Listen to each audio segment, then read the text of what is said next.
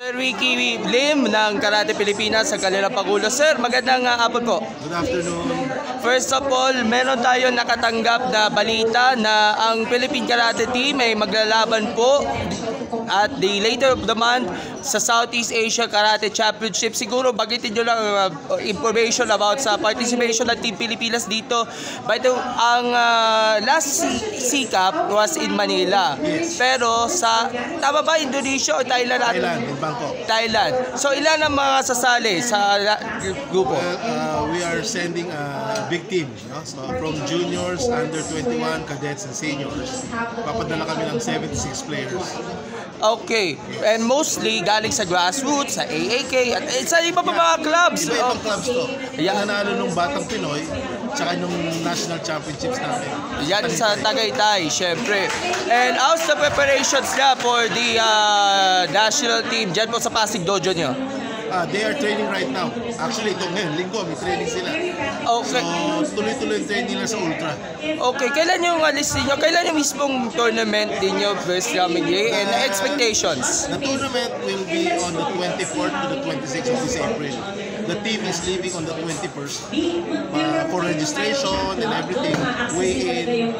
So, medyo madami. And expectations, baka sa susunod, baka makaakot na naman ng ginto, lalo na mga malalakas sa cadets, sa juniors, sa seniors. Marami kasi mga prominente na mga karatekas at sasali, like sila J.W. Lim, Sakura Alporte, Alwin Batikan, and the rest. Yung ating kulkatas natin, si Vika Torres, si Alki Corolla, si MJ Montalvo, at to name a few, syempre. So we're sending, if I'm not mistaken, 26 senior players. And then the rest are under 21 cadets and juniors. So madami talaga. Okay.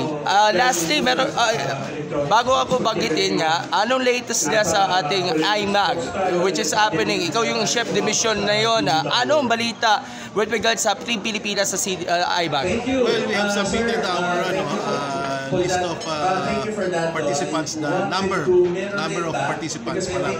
Andun pa lang sa stage na yun. But definitely the NSAs that will be participating in the IMAG are already preparing for that. Of course, ngayon medyo tahimik pa because we're talking about the Olympics. No? So after that, dahan-dahan na, we will be working towards IMAG naman. Okay, last question. What's the scoop naman? Meron kayo mga asa na mga torneo na sasalihan ng Karate Pilipinas bukod pa sa SEACUP? And of course, yung may upcoming tournaments, meron Shurado Cup sa MOA and the rest of the tournaments. Marami mga sanction tournaments ang Karate Pilipinas within the next months of the year. Well, every week meron kami mga sanction tournament ng Karate Pilipinas. And then all over the nation yan. Luzon, Visayas, Mindanao. And then after the SEACUP, we're preparing for the World Juniors naman in Spain, in Coruña. So we are sending a team also there. Hindi ganun kadami, pero we have to send our young athletes to experience world-class competition. Then after that, ayun na, darating na nga yung ating Shurado Cup, which will be happening in July 5 to 7 in the Music Hall of SM Mall of Asia. Then right after that, coming August naman, will be the hosting of the Philippines for the Asian Karate Federation Under 21 Juniors Cadets Championships na dito gagawin sa Manila. Okay, magiging busy talaga Karate Pilipinas in the next months of the year. Sir Ricky, final message lang sa ating mga taga-suporta and of course sa mga nagpapalo sa Sports Corner PH.